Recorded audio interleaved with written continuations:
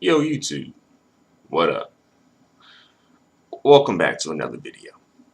Alright, so you guys know about that whole bait truck incident that happened a few weeks ago in Chicago, right?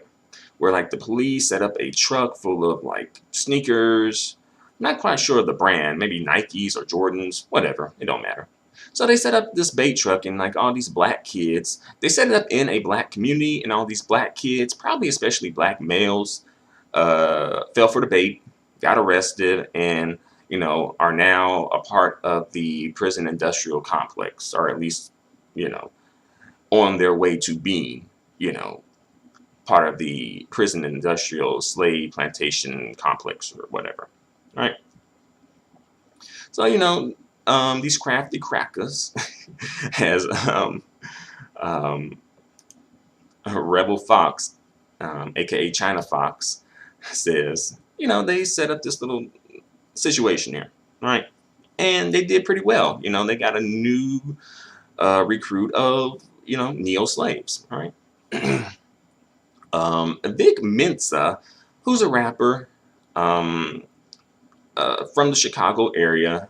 Actually, haven't heard of him until this situation, but Vic Mensa is going to do kind of like a quote unquote anti bait truck. All right, he's going to put together like basically an anti-bait truck situation, which basically he's going to give away shoes to, the youth, possibly black youth, and possibly just the youth in general, right? Um, and it actually has kind of like made, the blogosphere news. Like one title, Vic Mensa to give away thousands of shoes following Chicago police bait truck controversy, right? And, the rapper plans to distribute sneakers to kids near the site where Chicago cops conducted a sting by parking a bait truck full of shoes, right? And, of course, on the surface, this all seems all well and good. But upon further investigation, I'm like, Vic Mensa, I think you need to slow down. I think you need to slow down a little bit. This bait truck situation, like, this ain't your battle, all right? I really don't think this is your battle, you know? People may convince you that it's your battle, but you need to think about it for a moment, all right? And for those of you who don't know, Vic Mensa, again, he's a rapper. He is of Ghanaian and European descent, all right? He has a native African father from Ghana and a white American mother.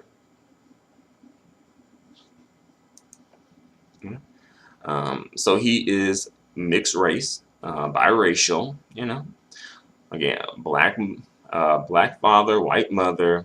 What a surprise!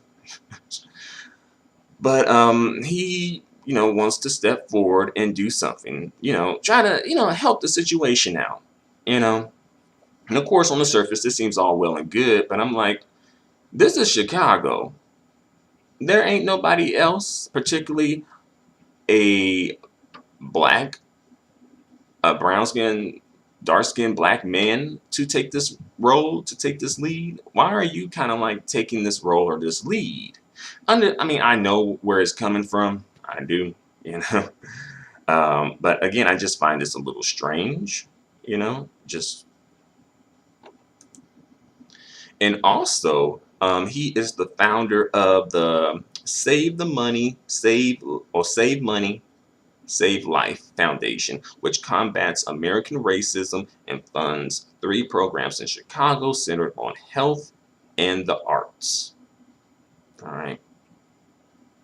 And of course, all this is like, oh, that's pretty nice. That's pretty cool. But I'm like, you might want to slow down, Vic Mensa. You might want to slow down a little bit. You might be picking up and fighting battles that you don't really need to be fighting. Fighting battles that don't really pertain to you. Not as much as you may think they do. And I kind of know where it comes from, so I'm not going to be too hard on him, you know, because, it comes from a good place, right? It comes from a good place. You know, he wants to help his fellow black man, his fellow black woman, his fellow black kids, his fellow black people, you know, because he feels a connection to them because he was probably born and raised to identify as black, which isn't necessarily a bad thing, and also raised in like a black environment, right? So, I understand where it comes from, right? But I think you may need to take a lesson from Dak Prescott and just not really deal with this type of a situation. Let your brown skin, dark skin rap counterparts, aren't just counterparts in general. Lead this charge. Lead the way. Because what could possibly end up happening is you basically going to end up like Colin Kaepernick. And I hate that Colin Kaepernick is an example of this. Is the go-to example for this, but it's what we got, unfortunately. But you're going to put yourself out there. You're going to be the target. You're going to get all the hate. You're going to get all the slander, slurs, not just from white people, but from some black people as well. You know, you know, the black people will be calling him, particularly the brown skin, dark skin black men who probably may feel some type of way about him, making them look bad, but be calling him all kinds of half breeds. And then the racist white folk will be calling him all types of niggers.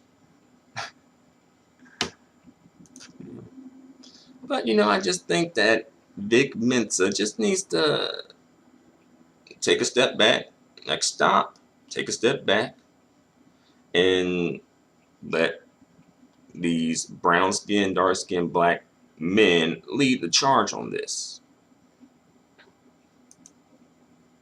After all, they are viewed as the more masculine, more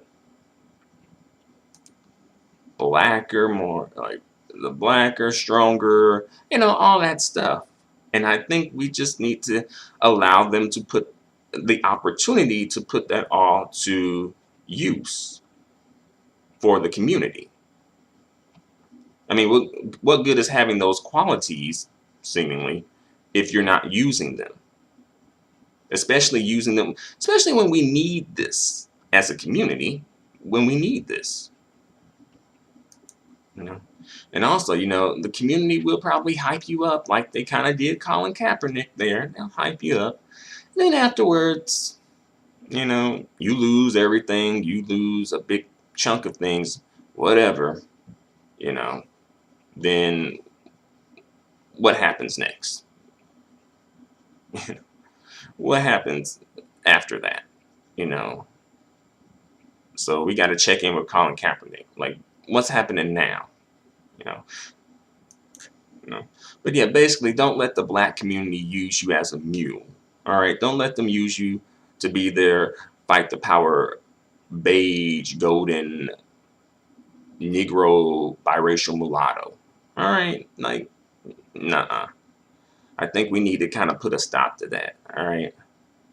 Heck, again, like ask Colin Kaepernick, ask shoot, Malcolm X, really.